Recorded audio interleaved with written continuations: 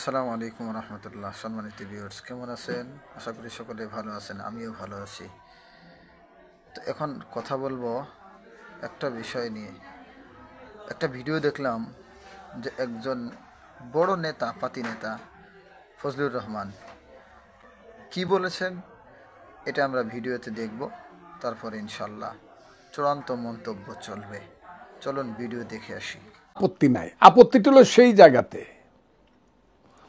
জায়গাতে যখন একজন মনে করে আরেকজনের কাঁধে পা দিয়ে বন্দুক রেখে আমি ক্ষমতায় যাব, তাকে কালিমা যুক্ত করে মশিলিপ্ত করে, সেইখানে ওটা এই যে গত 5 মাস যাবত তো শুধু একই স্লোগান হইতেছে, বিএনপি চাঁদাবাজি করতেছে, বিএনপি দুনিয়া শেষ করে দিতেছে, বিএনপি কিছু রাখতেছে না, এই সব কিছু বিএনপি আর জীবনে ক্ষমতা যাইতে পারবো না, 2 সাপের 1 বিষ, নৌকার দানের শীষ, এইসব কথা কারা কইতেছে? আমরা কইতেছি?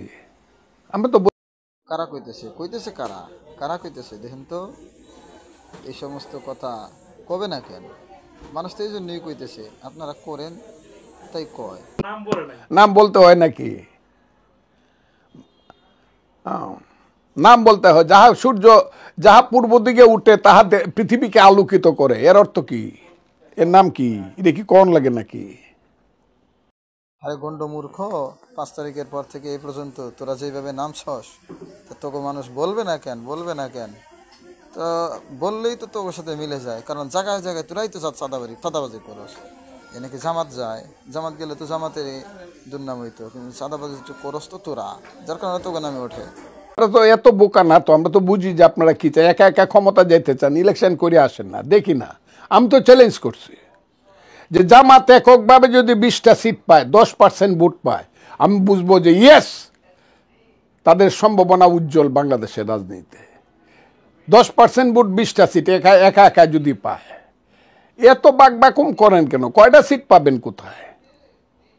জামাতের কয়টা? তাদের ক্যাডার আছে, তাদের ব্যাংক আছে, তাদের হসপিটাল আছে, তাদের হাতে টাকা আছে, মধ্যপ্রাচ্যে লিল্লা আছে। এগুলা করে টাকার মালিক হচ্ছে। শিবির করলে টাকা দিয়ে লেখাপড়া করতে হয় না, ব্যারিস্টারি পর্যন্ত বা আল আজহার বিশ্ববিদ্যালয় পর্যন্ত। কেউ কোনো টাকা পয়সা আনতে হয় না। এইসব দল করার জন্য বহু লোক এই দেশ আছে, তারা করতেছে। সেই সংখ্যাটা যাই হোক, কিন্তু ভোটের বেলায় গিয়া দেখে সৌদি আরব, ইরান, ইরাক, সিরিয়া, লেবানন, মিশর, পৃথিবীর পাকিস্তান, পৃথিবীর কোন দেশে এইভাবে মাইক লাগায় সারা রাত শুধু রাজনৈতিক বক্তৃতা হয়, যার নাম কয় ইসলাম? তোর মুখ বেড়ে পেশাব করা দরকার, কারণ তুই একটা প্রতারক। তুই চাইতেছস দলটাকে নষ্ট করার লেগা, এজন্য তোর কথা বিষ ভরা। তুই সাবধান হয়ে যা, বুঝছস? অনেক সাবধান হয়ে যা, কারণ তুই যে কোন চিস আওয়ামী লীগ থেকে বিএনপিতে এসে যোগ দিছস, তুই আর তোর মুখ কি আশা করতে পারে জাতি? এটাই আশা করবে, এই জন্য সাবধান হ। এটা তো একটা ওয়ারান দেশ পাইছে, যা ইচ্ছা তা বলতেছে মৌলানা মৌলবীরা, এবং হেলিকপ্টারে যাইতেছে, গাড়িতে যাইতেছে, লাখ লাখ টাকা নিতেছে। এটা তো একটা ব্যবসা বাণিজ্যের ব্যাপার। এবং এরা তো দুনিয়ার সমস্ত কালচার শেষ করে, বাঙালির যে কালচার, শিক্ষা, সংস্কৃতি, নাটক, যাত্রা, গান, বাউল, মাজার সব শেষ করে দিতেছে তারা। কি চায় তারা এই দেশে? দেখলেন তো, এরা বলতেছে পৃথিবীর কোথায় আছে এরকম সংস্কৃতি যেখানে রাতের বেলা মাইক লাগিয়ে তারপরে বয়ান করা হয়। তো ওনাদের মাথা ব্যথা কি? এত মাথা ব্যথা কেন? মাথা ব্যথার কারণেই তো দলটা আজকে খাইছেন। জিয়াউর রহমানের পুরো নামটা ডুবাইতেছেন, বিএনপিকে ধ্বংস করতেছেন আপনাদের কারণে। আপনারা এই যে বড় বড় নেতারা, এক একটা পাতি নেতা, ওর ব্যাড রেকর্ড যদি খুঁজে দেখা হয় তাহলে দেখা যাবে হয়তো আওয়ামী লীগের কোনো দোসর, অথবা ছাত্রলীগ, যুবলীগ, লীগ ছাড়া ওর ইতিহাসে আর কিছুই পাওয়া যাবে না, এটা নিশ্চিত। আপনারা চোখ কান খোলা রাখবেন। এই সমস্ত দালালদেরকে বাংলাদেশ থেকে বিতাড়িত করতে হবে। কি ভাবতেছেন আগামীতে আপনারা মাহফিল করতে পারবেন?